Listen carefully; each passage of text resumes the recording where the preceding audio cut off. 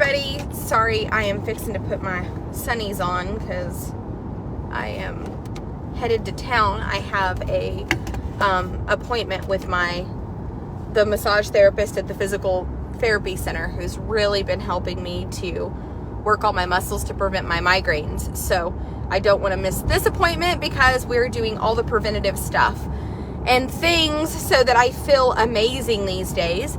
But one thing I want to remind you guys is don't forget that if you were interested in the Matcha tablets, or they're not tablets, they're pills, capsules that I take, you guys can inbox the page, and it is aluva.co/Tara S is my affiliate link. I'm telling you guys, I have lost so much weight and I feel so good. I have been taking 3 of those capsules a day. Once Tylen got here, I made him start taking them. And today he was like, I went in your office and got 3 of those capsules. And I was like, good for you. So he also feels that even for men, they're really helping with like mental clarity and energy. And then as you guys know, I have been really focusing on taking my greens. They have a supplement that you can just mix in water. I mix it with these XXX vitamin water because I think it's delicious that way. It is so good. Anyway, I've been focusing on not only taking my the matcha capsules are called Burn. Don't let them deceive you. It's not just a weight loss thing. It does help your body to get into a healthier state so you can burn fat, but it really helps with mental clarity and extra energy. So then after I started that, I got brave and I was like, I'm going to do the greens. I'm not a big green taker, but I have been doing it almost every day. I remember pretty much every day I stop at the gas station. If I fill up my car, whatever, I just buy a XXX vitamin water. They're probably not the healthiest thing. Mixing it with water is probably better, but I'm a little weird. So I will tell you that my gut microbiome is just, I am absorbing nutrition better and just really getting more out of what I do eat. So I'm not needing, like, I don't crave anything. I've had 0 cravings. Like sometimes even when we go to sit down to eat, I'm like, man, I haven't ate since lunch, so I need to eat dinner, but I don't feel starving, you know. And throughout the day, I absolutely do not have cravings, and that's been a big help for me. A little thing that I will tell you, just so you guys know, please make sure you drink plenty of water, because I've noticed that with my cravings going down, I'm not big on being thirsty. I think a lot of my cravings were being thirsty, and I didn't know. So I would just like snack instead of drink a lot of water. But I will tell you that once I really started doing the Burn and also this nutritional, like gut microbiome greens, it helps with leaky gut and all these other things. I don't feel thirsty as often, so I have been just making myself drink water. Like I just am like, Tara, drink water. Tara, drink water. So that has been a huge thing for me, is just focusing on drinking water. As you guys know, I have really been busy lately. I have just been doing a lot of soul searching and just really trying to grow as a human. I've had some really intellectual conversations lately with my staff, which is just unbelievable to have people around me that are highly intelligent and just challenge me to be a better version of myself, not only like spiritually, but mentally. Tylen has been fantastic. I just absolutely adore everything about him, you guys.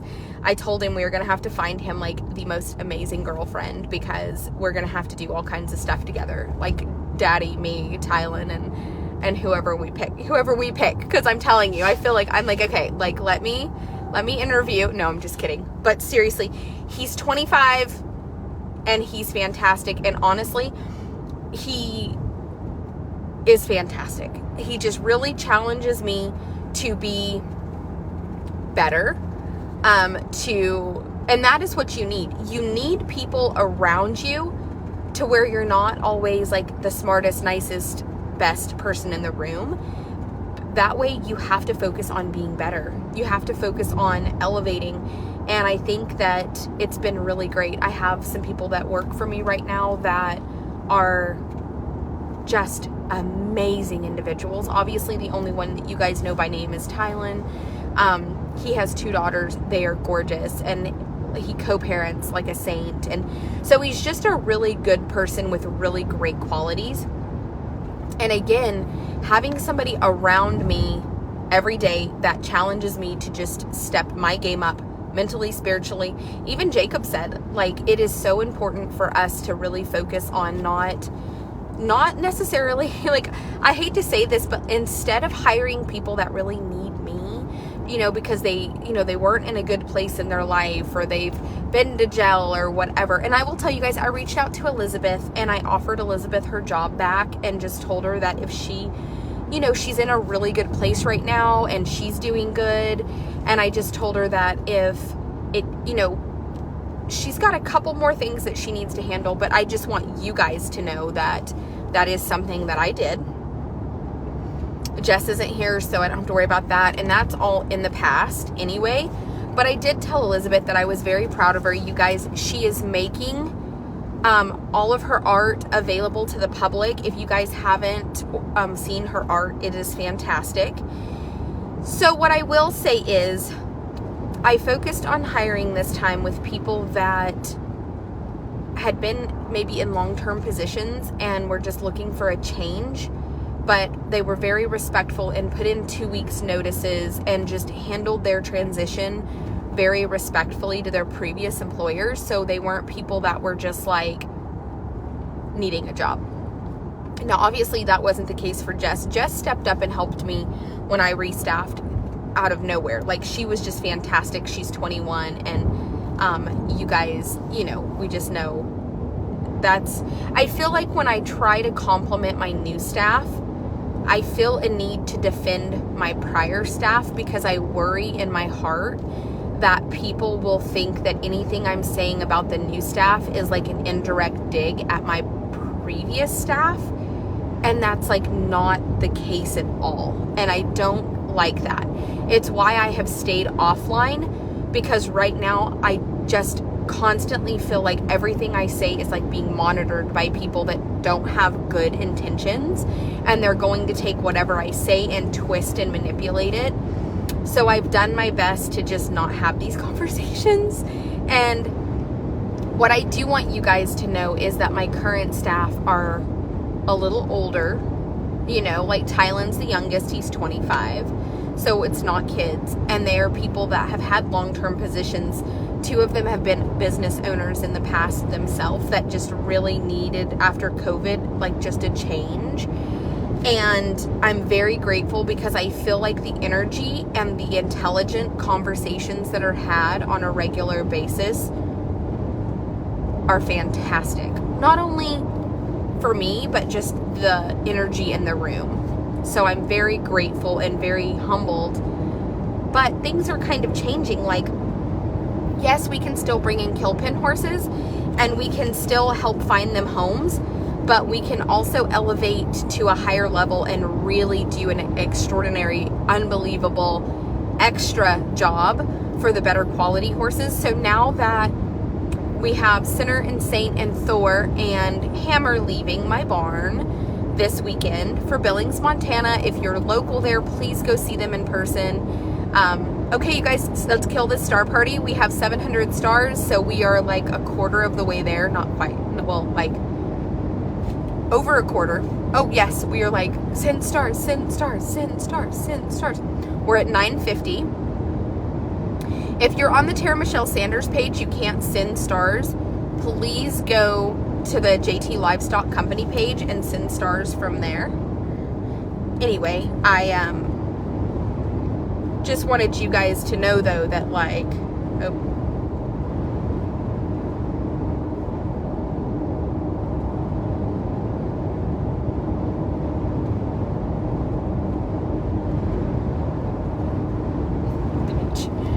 anyway, Elizabeth just texted me. So she's doing fantastic. And I love that. I love that she's in a fantastic place to where we can have just good conversation, because that was my friend, you know, and I think that's a great thing. So just please be, you know, please be aware, and please know that she does have amazing art, and she's trying to get it in some coffee shops and some little places to sell it, and some t-shirt type ideas, just really fantastic for her. So when people leave my facility, I want for you guys to know that I still want them to eat and do amazing, even if it's not at my table. So I feel like that's something that needs to be said, because I just hate that it's not you guys that like comment, thank you for killing that star party, you guys, we like knocked it out of the park. But it's people that are not amongst us. And what I don't like is, just like with Misty, her and I had a conversation today. Misty, I know you're watching, and she was like, Tara, if you don't want to do a live loadout with Chance, I understand. And you know what? But I'm going to. That horse has just absolutely, listen, and Misty, this is something I've been in deep thought about since I spoke with you. That horse has been doing fantastic, and he has been thriving and overcoming basically death. And I understand that his journey was riddled with a lot more complication and setback, but that's why he was dumped in the kill pen, because nobody wanted to address all of the underlying issues. And in life, it's not perfect. And you know what? I want to do a live video so you guys can bid him farewell, but I know that Misty will do a fantastic job. And I told her, don't feel the need to post right when he arrives. He's fixing to go on a 24-hour trailer ride. I know that you guys understand and can wrap your head around the fact that a 24-hour trailer ride on a horse that's just now in really good, stable condition is going to take a little weight off of him. And I told her, don't feel that. Don't feel that in the first week you need to post, because if the videos I post and then he looks like he's lost a little weight, you're going to be judged. Don't do that. Just wait. Just give him, post a 30-day update. And I think you guys can all agree that once we bid him farewell from my house, let him get home and fill up and get strong. And that way Misty doesn't feel this overwhelming judgment from people that never donated $1 and didn't give 2 fucks. They just wanted to have an opinion. And that's what we're running into, are people that don't donate, they don't send money, they're mad at those of you who do. And I feel like it is important for those of us who do the work to be able to be proud of what we've put into them. So many of you guys have sent gifts. He received Cool Calories. He received Cocoa Soy. He received Succeed. He's received gifts from his mom, as well as several of you guys who went above and beyond. He's been on Triple Crown Senior. Jess did a fantastic job of refeeding. We've had crazy 80-degree days and 30-degree nights and 70-degree days and 25-degree nights. And that is all hard. And it's hard on a horse battling a bot infestation. And we cannot tube worm him because he choked. And we're having to address that along with recovering from EPM. And then Flocka looks amazing, you guys. And Jacob turned Magic, the emaciated thoroughbred, out with all the other thoroughbreds. And you guys could see him running around in the background feeling amazing of that video. Now, Magic needs a home. He is on the ship list. We need to raise 8 reprieves, which is $1,200. And if we raise $1,200, we can afford to keep the thoroughbreds for 10 more days. And what I'm hoping is, now that the Billings horses and the Navasota horses will be gone and the weather is getting so much better, next week we will be able to really focus and do a little bit better job for some of the unsold horses. So we need $1,200 in reprieves sent to Cash App. That will actually pay the upkeep cost on the thoroughbreds. Other horses that are on the ship list are listed on the website. And I think a lot of you guys are really overlooking some of the horses that we've had available.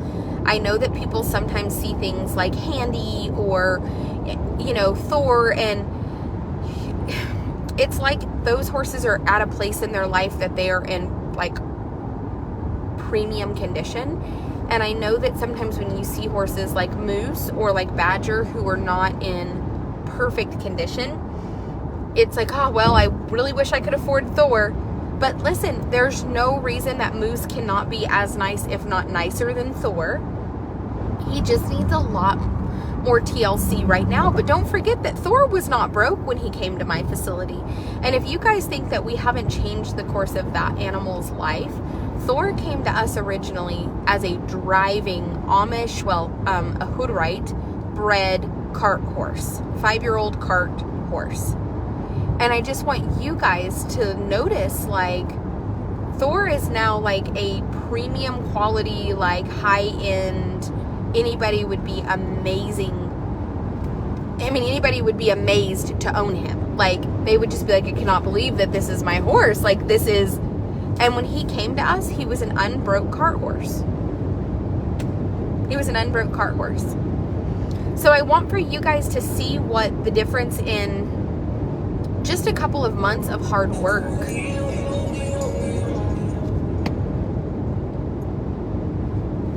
Hello, this is Tara. Hey. Yeah, you did. Live.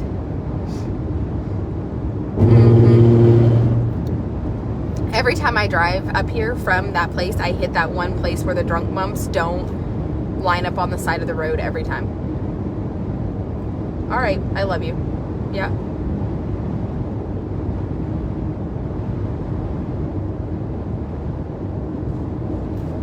Okay. Yeah, that's fine. Did you tell Duck that you have a blue roan for him back?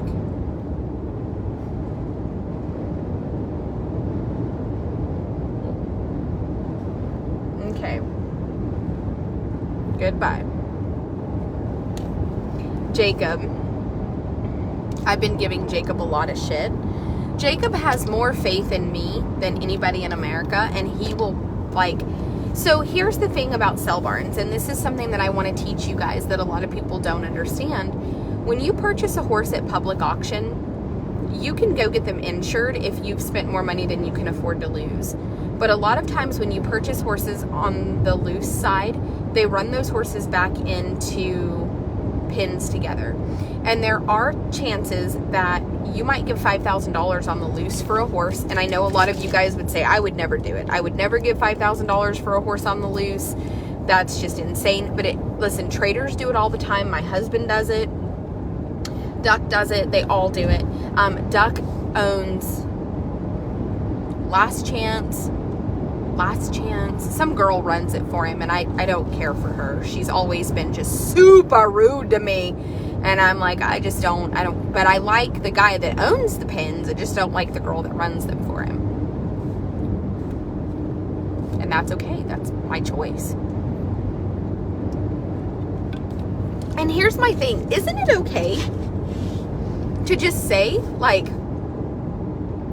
that you don't really care for somebody and just leave it at that? Like, and you know what? Maybe if I knew her better, maybe I would. Maybe I would like her. I don't know her that well. And what correspondence I've had with her has been kind of snippy. But you know what? I'm a snippy fucking bitch too, you guys.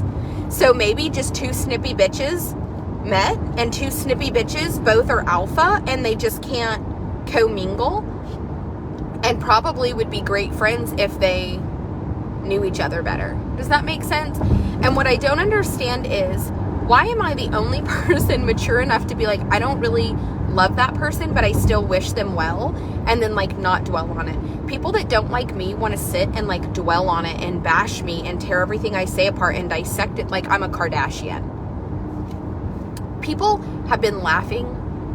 I've been laughing and making kind of a joke out of it, telling Jacob that like I'm a different level of like Facebook famous. Like I even have like a paparazzi tabloid group that like report on everything I do. And the truth is like their efforts just fall on deaf ears. Like they've made themselves look so stupid at this point because they've started picking on things that are just not acceptable and saying things. There's so much not truth posted that it discredits anything that had any little bit of truth to it.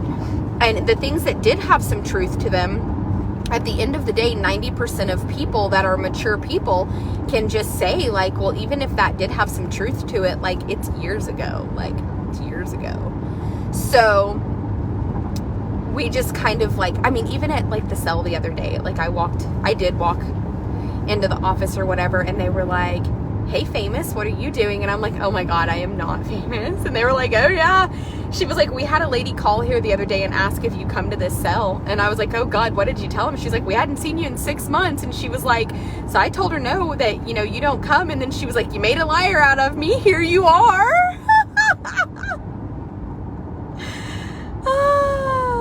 And I'm like, yeah, I did, you know? So, but I mean, to have somebody call and ask, like, does she come to that cell? Like, what if I do? What if I do? Who cares? Like, did y'all forget that, like, I am a bonded livestock dealer and that I have that through the USDA with packers and stockyards, that I personally am the one bonded. I am the one insured. I am the one that is capable of doing whatever the hell I want. In fact, now if I wanted to go back to Louisiana, because I'm bonded through packers and stockyards and have all my USDA credentials, they at this point cannot deny me a dealer's permit. Did you guys know that? Not that I would ever go back to that shithole. But a lot can change, you know? But I will say that it happens at almost every cell. There will be a really good quality horse that is sold for $3,000, $4,000, $5,000, $6,000 and it gets hurt. And it's, I mean, I've seen it in Kelowna. I saw it when we went to Knoxville. I've seen it at Billings. And it's because livestock will hurt itself or each other. Period. Like, let's just be honest. You can't control what livestock do. Like, we're not able to. So, anyway, my husband bought the dun horse that got kicked. At first, I wasn't super sure what was wrong with him. The more that we've assessed him, he's got kick marks in his hamstring.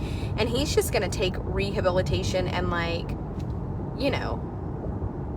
Oh, my God, Andrea, I bet your fuck that bitch shirt at the sell and work this weekend. I love that. I am trying. Oh, I will call her right back. Hey, I am live, but I miss you, and I didn't want to not answer because I miss you, and when it was you, I didn't want to not answer, but how are you, friend? How are you, friend? I'm awesome. Call me when you're not live. Okay, I will. I'll call you back. I love you, and I have missed you. Goodbye. I love you too. Bye. That is, one of my very best friends from Louisiana is an attorney. She's fantastic.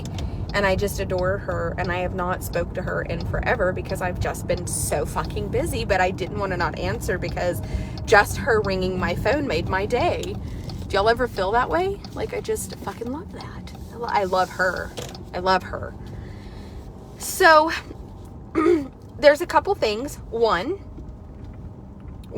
we are going to make more cells. I told Jacob that I think we allow sometimes for people to dictate things in our life, that society can make you feel a certain way about something that is not accurate. And then when you take a step back, like, good and bad, like, it can make you believe that it's okay to do you're just zooming out of your parking spot in reverse, and you drive a new vehicle, you probably have insurance. I mean, if you want to buy my Jeep, I will let you. We always say that, like, that's a thing. Like, if you want to hit me and buy my Jeep, like, they're really buying it. So your insurance company can buy it. No, but seriously. So I think I felt like taking horses to public auction was, like, naughty. And the more Jacob and I talked about it, the more I started to realize that there's a whole world of horse trading out there for high-end luxury type horses. And people are paying so much money for them, you know they're getting amazing homes. And I had it in my mind that taking horses to public auction was just terrible because I can't keep in contact with the new owners. And that's not been the case at all. I still speak to the people who bought Rooster and Quincy and Apache and Seminole. I mean, I still speak to all of them and probably get the most updates from the lady that bought Lunchbox. And she since came back, met her at public auction. She bought Lunchbox, loved him so much, found him a phenomenal home. Like, kudos to her for just being such a horse hero. She since came back and bought another horse directly from us. And I told Jacob, I have probably built stronger, better relationships with the people that I sold horses to in person, because they didn't just see what they read online. They met me. They got to touch it, feel it, shake my hand, correspond with me directly. You know? And I literally felt like those people have more faith and more strong bond with me than any of the people I've probably sold to online, because again, they got to touch it, feel it, see it, shake my hand, discuss things with me, you know. So when they text me, they have like a true connection with me, not just like a, hey, I'm a stranger from the internet. And so, you know what? I am excited to have these horses in person, because you know what? Nobody can say anything. Like, there's no internet can say anything. Like, nobody online knows, because the truth is these people are going to be able to see these horses in person, lay their hands on them, meet us, shake our hands, know who we are. You know, if somebody wants to buy Floyd, they can come to my property and pick him up in person, take a tour of my facility. A lot of you guys, you know, I have questions to ask about a cold back horse and helping it if possible. Andrea, that's one of those things that I really suggest. Let's find you a local professional. If you're not capable of riding a cold backed horse and you're afraid of being bucked off, that is something that if I were you, I would definitely enlist a local professional. Maybe I can reach out to somebody. Let me know what area you're in. Maybe we can help you find a trainer in your area. Maybe a trainer in your area is watching my videos that would love to help you. Tylen does fantastic with cold backed horses. I don't. I have screws in my pelvis and I don't want to hit the ground. And I personally will not, I won't deal with a cold backed horse. Not until they've been ridden enough that I feel like, okay, this horse has got past that. And cold back can be a lot of things, from kissing spine to PSSM to nothing wrong at all. They're just cold backed. So you have to make sure that you eliminate ulcer symptoms and that you eliminate any soreness issues before you say that they're cold backed. Like, that horse might actually be in underlying pain and those things. A friend of mine bought a horse from me, a beautiful horse that she absolutely loves. And he started being cold backed after he left my facility, and come to find out he had terrible gastric ulcers. They got very aggressive with his gastric ulcer treatment and got him on gut check and some other things, and that went away. So you have to figure out what the underlying issue is that's creating the cold back.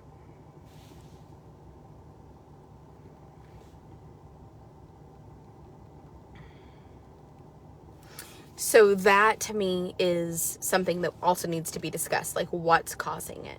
It might not even be cold back. It could be, absolutely, it could be kissing spine. It could be, some horses have underlying nutritional issues where they don't, unfortunately, absorb, or I don't want to use the word absorb, but they don't break down nutrition correctly, and it causes a lot of muscle soreness. So there's just so many things that need to be like a checklist that you need to go down to figure out why they're cold backed. And if all of those boxes are checked and none of those things were a big red flag, then more than likely it's genuinely they're just cold back and need a lot of exercise, and maybe even just their butt whipped for being naughty. Obviously we don't really whip their butt. That's like a figure of speech, but I mean, pinworms and other worms definitely cause a lot of toxic breakdown within the body and can cause a lot of muscle soreness. So heavily worming can help, but I mean, there's just a lot of things. I've had horses with bot infestations that buck terribly because their stomach is so sore, and yeah. So we have several thoroughbreds available. And it says what needs to be done to get them out of the racetrack thoughts. Okay, Linda, so I think that thoroughbreds at the racetrack are definitely safe and need to be there because they're being taken care of amazing. What you might want to focus on are thoroughbreds that are in the kill pen that are going to slaughter, like the 8 that my husband has right now that are going to slaughter tonight. So we have 8 thoroughbreds shipping to slaughter. Again, the reprieves are $1,200. If we can reprieve them, they can definitely move forward and have a little bit more time. Oh, and what I was saying earlier is Jacob is really good. If somebody buys a horse on the loose and it gets injured, Jacob always brings them. So I have one right now that has kicks in his hamstrings, because my husband knows that I do have a heart for rescue. And you know what? I feel bad that people have shamed me into feeling like I shouldn't say that. Like, I deserve to get to say that I rescue horses. I deserve, and so do you. If you've bought a horse off of Craigslist and it was in bad condition and you improved the quality of that horse's life, you absolutely get to say that you rescued that horse and that you did right by it. Rescues just want to shame people because it's all about donations. If you guys notice, have you guys ever noticed that 99% of the drama are, did you guys hear that? Anyway, 99% of the drama is from rescues trying to raise money, and they have to have a villain and a story and all of this in order to get attention, because attention, if they can have drama, it drives attention, and with attention maybe will come donations.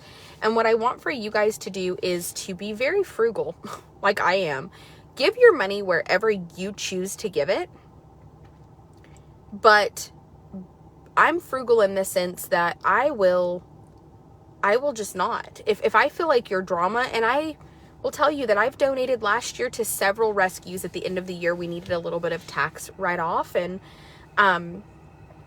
I found rescues that were very unproblematic. I like the unproblematic behavior. I like where they just show their work and let it speak for themselves. So I really want to focus you guys on, let's help these horses, but let's be non-problematic. Like, the Dunn horse sold, he got kicked in the back pins, so he wasn't going to work for that horse trader. He was not insured.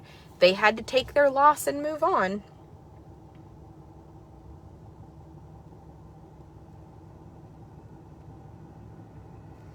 Oh yeah. So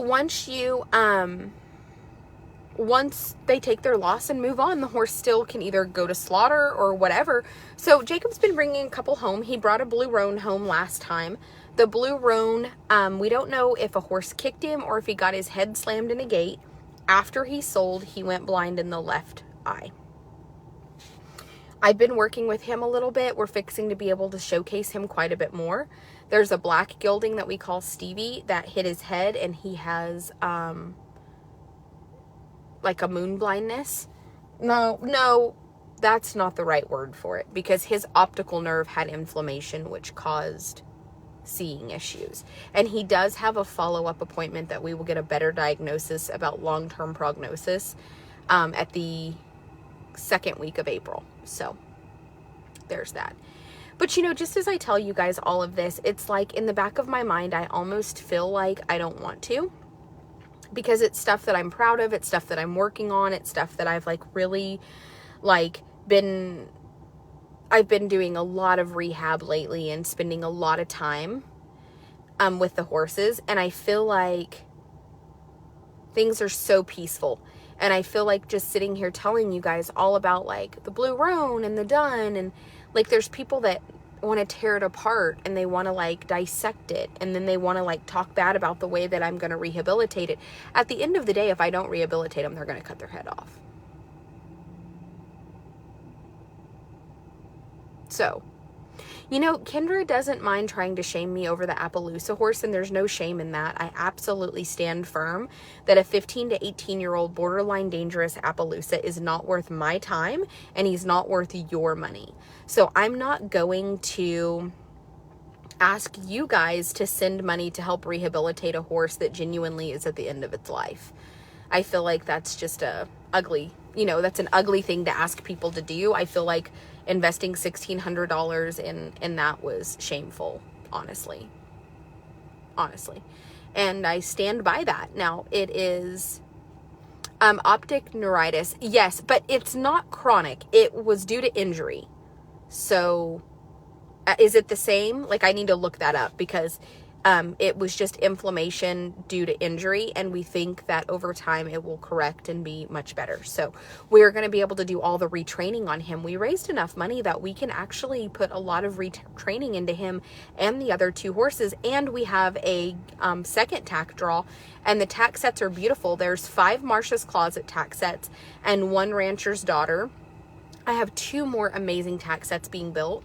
And what we will do is every month, it's $50 per person, and we are going to just absolutely kill it with these tack draws, because you're going to be able to pick these very high-end tack sets if you are chosen as the winner. And what I love most about it, I think, is that the money is being used for such good, like just such unproblematic, drama-free good. Like, it's just drama-free. Like, these horses didn't get hurt because anybody was a villain. Like, accidents fucking happen. Like, accidents happen. These horses were in the wrong place at the wrong time, or just at the right time for something bad to happen. And what we can do is just improve their quality of life. And nobody has to be a villain. The seller is not a villain. The buyer is not a villain. Jacob is not a villain. You know, like, how nice is it to just have unproblematic, like, why can't it just be fun to just enjoy them and rehabilitate them? And the fun was gone when I constantly feel like I have to watch. Ooh. Did y'all hear that? Anyway, the fun was gone when I just constantly felt like I have to look over my shoulder because things are being said about me behind my back. But they're going to keep being said. And people will say, like, if you're like, I've read this, if you're doing nothing wrong, you wouldn't care what people say. It's not that easy. There's not one person watching this video that can tell you that you just don't mind being discussed by an entire group of people that don't allow you to defend yourself. It becomes a bigger problem when those people start lurking on your social media so that they can